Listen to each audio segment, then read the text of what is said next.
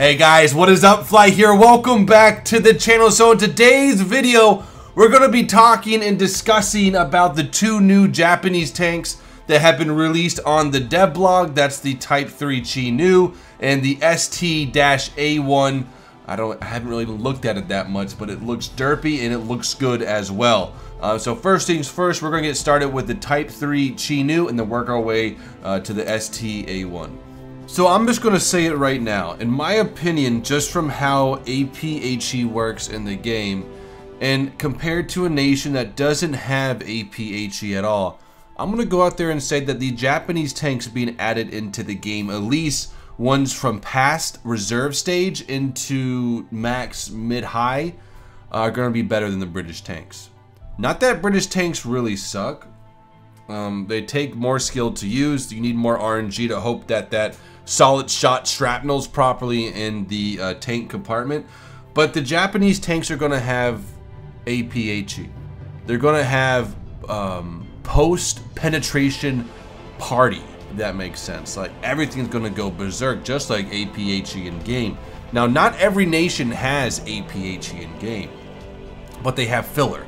They have TNT equivalent, they have TNT filler in the round to when it explodes, or when it penetrates, it shrapnels and it also explodes, and that explosion sends the shrapnel in more places possible to take out more crew, maybe to nick an ammo and set it off. And it doesn't take as much skill to use APHE. And a lot of every nation benefits from that except the British. And you guys might be great playing the British tanks. I played the Comet a little bit ago, and that thing was a blast. Granted, that thing has Sabo, but holy crap, that reload rate. And that might be an argument that you guys might have about why the British tanks are better than blah blah blah tanks, is that the reload rate makes up for the lack of explosive filler. I can see that. But just from my experience with shooting a lot at a single target in War Thunder will give away your position very easily, compared to an APHE round that once it enters a tank, you're not going to need more than 2 shots to kill.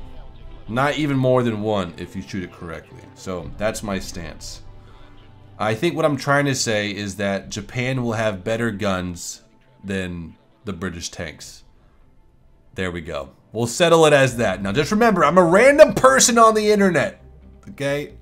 One thing that I would like to bring your attention to is whenever you see a tank with a riveted mantlet, don't trust it at all. Rivets like to pop out when stuff hits it really hard. So this thing has a square riveted mantlet around its 75mm gun. You know, times were tough, I guess. You know, they had to use the cheapest and maybe the quickest material just to get the tank there to maybe inflict some damage on the enemies. But yeah, rivets and turrets and mantlets, they're very scary. So there's not that much unique things about the Chi-Nu Type 3 or the Type 3 Chi-Nu. I am kind of getting interested in the Type 5 Chi-Ri though. Now I don't think that's even been confirmed yet or anything. But the Type 5 Chi-Ri could be the first tank in game with an autoloader, which would be historically accurate. It wouldn't be too papery. These things were actually built for the defense of Japan. They didn't really see any, you know, offensive action, but the Japanese Empire, the Imperial Japanese Empire, expected a land invasion, and these tanks were going to be the ones to be used. So they were produced. Did they fight? Probably not. Things ended fairly quickly, if you know what I'm saying. Okay, but anyways, some more information about the Type 3 Chi-Nu. Just remember, Type 5 Chi-Ri. That tank's going to be awesome if they ever decide to put it in the game, which I hope. Auto-loaded. Tap, tap, tap. Like, imagine if you get a tank on the side. Holy cow, that'd be so cool. Okay, so more information on the Type 3 Chi-Nu. Let's see. This is going to make everyone happy who uses American 50 cals. The tank is decently armored at the front end on its turret. Its 75mm cannon with its high post-penetrating effects allow you to confidently go up against the tank's biggest adversaries. Post-penetration effects. So that means that once a shell enters the tank, kaboosh. everybody's dead. Well, not everybody, but also the whole side armor is only 20 millimeters thick. So this is where you can get your 50 cal airplane at, probably American 50 cal or any cal with, or any plane with a Browning on it, with an AP or a ground target belt, and you'll be able to go right through this thing. Imagine all the fuel, all the ammo stored on the side of this tank that the 50 cal, you know, maybe at closer range will be able to go through. If not, you can probably shoot on the top down to kill them. But that's about it with this thing. The last bit of information is the Japanese AP-HE charge traditionally have a powerful post-penetration effect, and they won't let you down as long as you get a good hit. So the ST-A1, stepping into a new era. So this, you know, obviously is a post-War War II, wait, let's redo that, World War II tank. And just from looking at it, the dimensions seem off. We have a huge chassis, it's very wide, but a very small and, there we go, that's the word, small turret.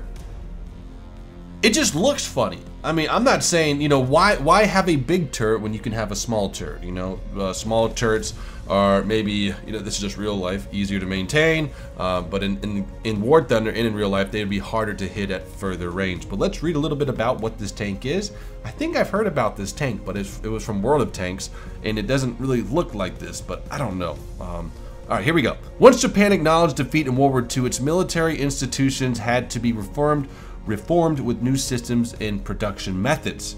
Blah, blah, blah, blah, blah. During this time, they used American tanks lent to them by the US. So after the war and after, you know, many years of combat, America let the Japanese use their tanks, but it was under that Japan defense. Oh, here it is. The United States allowed Japan to have its own defense force in the face of increased tensions, you know, of the Soviets and such. That's what I think it was primarily for. So as Japan used American tanks for a little bit to get designs of its own, the new lightweight Japanese tanks were planned to be compact and maneuverable, making them able to be transported cross-country through mountainous terrains.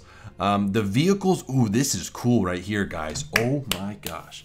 The vehicles borrowed the main armament of the American M46 and M47 tanks. So I don't really know what's gonna happen with this and the M47 90mm gun and the M82 shot. I don't know how, like, you know, different nations use different ammo. But if this thing gets the 320mm penetrating heat fin stabilized, this will be the derpiest tank to get it. It's like, hey, look at me, I'm kind of out of shape.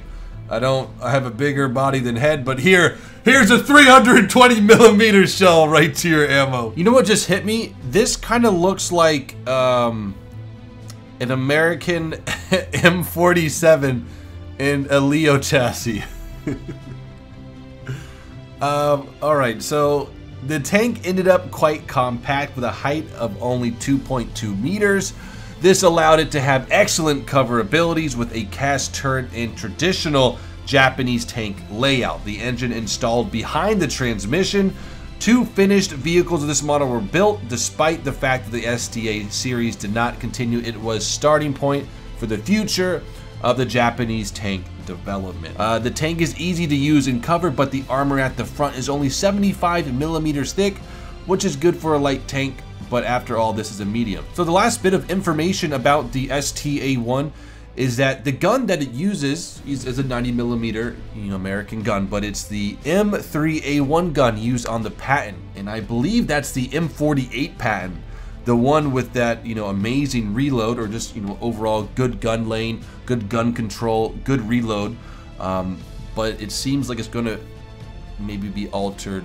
Maybe even, do you guys think it will be toned down for the Japanese? You know, maybe because America didn't want to give them their best, you know, technology or something like that. I don't know, we'll have to wait and see. But overall, I'm really excited about the Japanese tanks. Just if they had the depression of, let's say, American tanks, the proper rounds, the AP-HE, even some of the explosive filler. And we all know in War Thunder that armor isn't really a lot. Now, armor does save us sometimes, it really does, but that's from the enemy player, shooting at really wonky angles and, you know, not taking their full time to aim. It's very rare that a shell bounces when it's shot at its proper location to penetrate. And one last thing that I want to mention about the ST-A1 is that it's very close to being an ATST. Just remember that. Guys, have a great day and weekend. Be safe. Until next time, peace out.